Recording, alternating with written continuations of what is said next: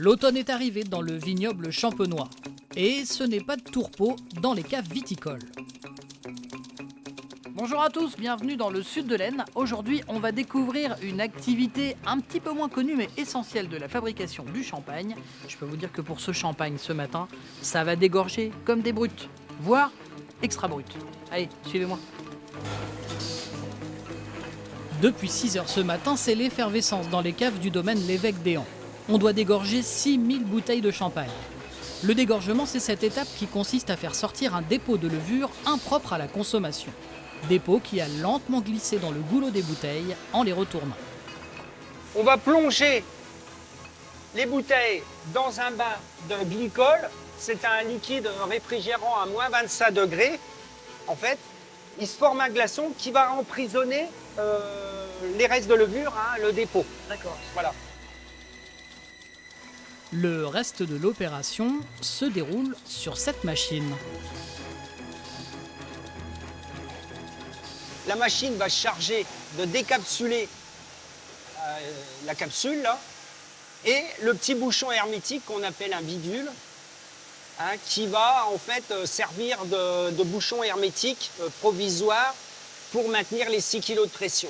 Alors quand ça sera expulsé, on va rajouter.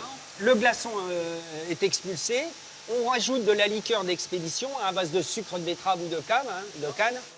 Et oui, dégorger le champagne, c'est aussi le moment où le viticulteur crée l'alchimie qui rendra son vin unique et déterminera le type de champagne.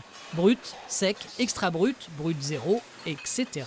C'est une recette personnelle, le dégorgement, parce que l'ajout de la liqueur, c'est ce qui va déterminer le goût final du champagne.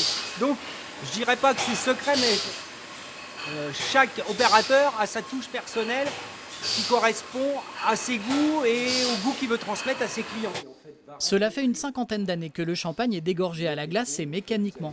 Auparavant, retirer ce dépôt nécessitait 1 mois de travail pour que ces levures descendent progressivement vers le col des bouteilles. Ensuite, il fallait avoir le coup de main et pas trop de pression. Il fallait être très précis et très habile pour faire des dégorgements comme ça à la volée. Et puis faire attention à ne pas perdre trop de champagne non plus. Trop de champagne non plus, il fallait trouver le compromis entre éviter de perdre trop de champagne et pas aller trop loin à ce que la bulle rencontre les restes de levure et remélange tout le dépôt à l'intérieur de la bouteille. Comme 70 producteurs de champagne des environs, les L'évêque d'Éhan font appel à un prestataire dont la machine dégorge et réembouchonne définitivement 1600 bouteilles à l'heure. C'est une activité qu'on a l'habitude de faire régulièrement au courant de l'année, donc voilà, c'est une grosse matinée, on le sait, mais ça va. C'est très important, surtout en fin d'année où les ventes sont plus importantes, donc c'est pour ça que ça arrive aussi à ce moment-là. Dernier petit secret de fabrication, saviez-vous que l'on trouve plusieurs années de vendange dans certaines bouteilles de champagne ? N'oublions pas que 10% du vignoble se trouve dans les Hauts-de-France, dans le sud de l'Aisne, et que nous sommes la région viticole la plus septentrionale. Ce n'est pas nous qui avons forcément le meilleur climat. Et c'est pour cette raison qu'en assemblant 2 années à 3 années de vendange, on va lisser la qualité des champagnes pour avoir toujours une qualité assez constante.